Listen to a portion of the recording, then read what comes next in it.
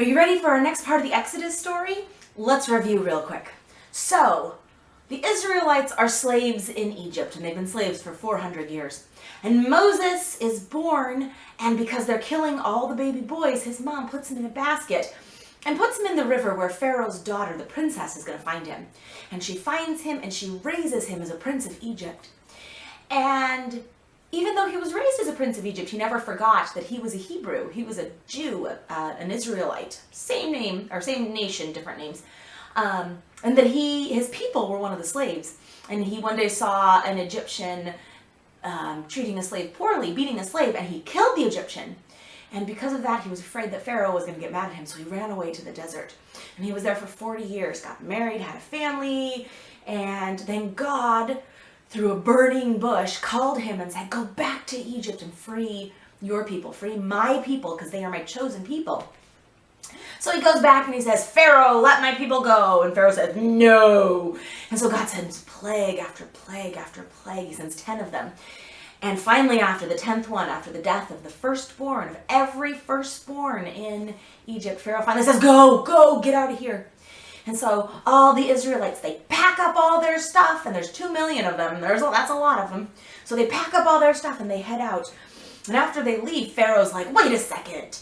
They were all my slaves. They were all my workers. I want them back." And so he sent his army out after them. And they encamped at the edge of the Red Sea. And so here comes the army, and there's no way to escape. And so God parts the sea, and they go through on dry land. And as they get to the other side, Pharaoh's army catches up and goes through the Red Sea also.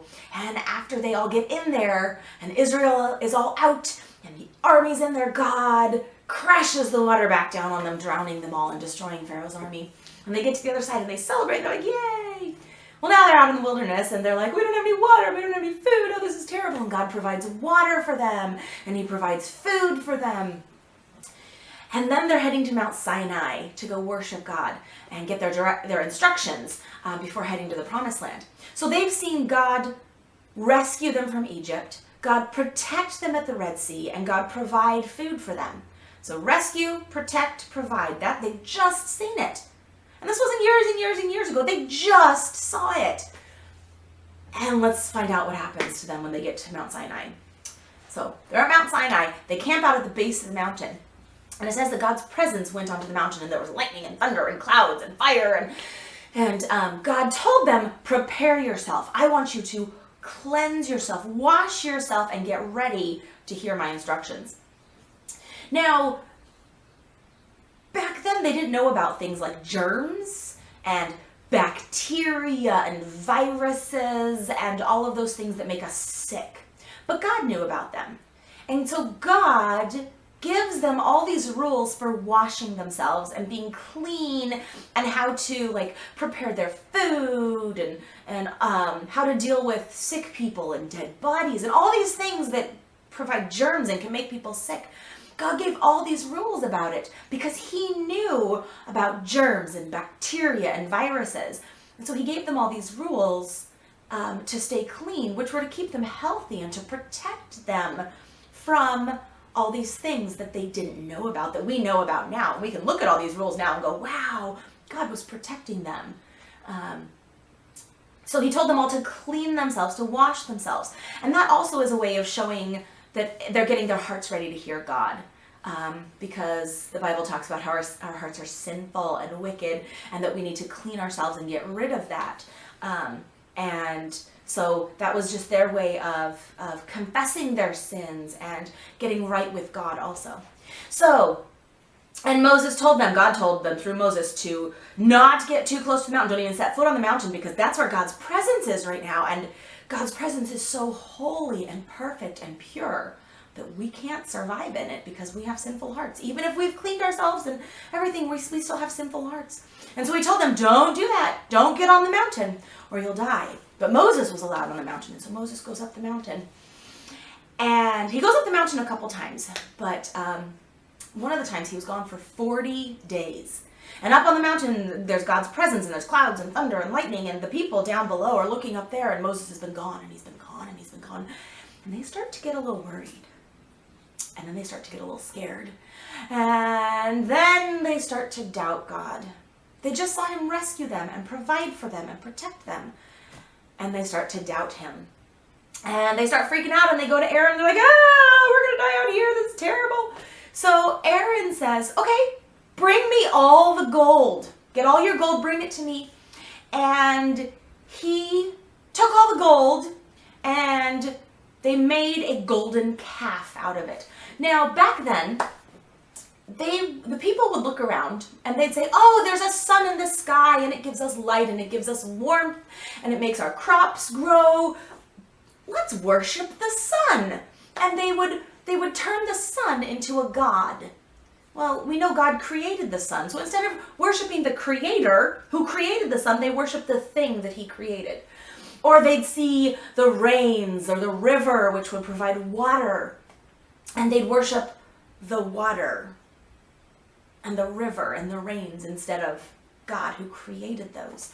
They would also look at animals and the power that animals had, like horses. They can draw chariots and you can ride them and you can harness them up and plow the fields with them. Or cows, which would provide milk and food.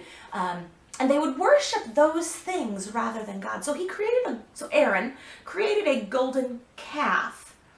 And that was a really common thing that the people back then would worship. The other nations who didn't know God would worship was cows. And we have religions today that still worship cows. But so they created this golden calf as a symbol of power, as an idol. And they worshipped it.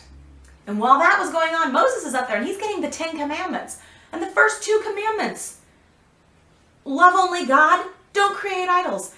And here's his people who he's just rescued and protected and provided for down at the bottom of the mountain, creating another god, an idol, and worshiping it, a god small g. So the word God, not the name God. We use God capital G because it's his name. When we say small g God, it means something like an idol. Something that somebody else chooses to worship and create an idol out of. And they're down there breaking the first 2 of the 10 commandments. And so Moses comes down the mountain after 40 days and he sees them having a party worshiping this golden calf. And he's mad. God's mad. And he takes he's got 2 stone tablets. God had written the 10 commandments for them on these 2 stone tablets. And Moses takes them and breaks them because his people had just been breaking God's laws. And he breaks them. He's so mad. And God's mad. And God's like, that's it. I'm wiping him out. I'm done with him. I'm going to wipe him out. Even though they're my chosen people, I'm going to wipe them out. I'm going to kill them all. And I'm going to restart with you, Moses. And I'm going to create a new nation from you. And Moses is like, wait. Please don't. Please reconsider. And he begs God. And he prays and he prays and he prays. And God finally says, okay, I'll give him another chance. And so they destroy the idol. And Moses goes back up the mountain again. And he has to make new tablets with the 10 commandments on him. And he gets all these rules and directions, blueprints to make a tabernacle. And the tabernacle was their church. It was a big tent, a big, huge tent with courtyards, like a big fence around it and courtyards and a big tent that was the temple. And inside the temple was a special room with a big, thick, it's an 18-inch curtain, which is about that thick, curtain separating it from the rest of the temple. And that's where God's glory, God was going to go live there because he was going to live with his people. And he gave them directions for the tabernacle. And they were then going to head to the promised land. And so they're going to pack up. They've got their 10 commandments. They've got directions for the tabernacle, the big temple, the church that God's going to be living with them. And they're going to head to the promised land. Finally, they get to go back to the promised land. It's been 400 years and they get to go back to the promised land, to the land that God told them that they would have. And they're so excited. They're getting ready to head out. And we're going to hear next week what happens when they get to the promised land. Bye.